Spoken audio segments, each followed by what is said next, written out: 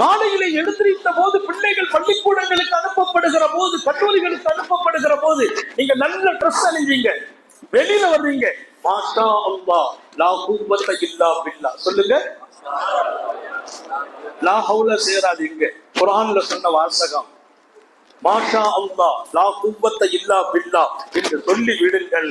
எந்த கண்ணும் உங்களை அழித்து விடாது. கண்ணால் பாதிக்கப்பட மாட்டீர்கள். கண்திஷ்டிகளை உங்கள் இந்த வார்த்தை அழித்து விடும்.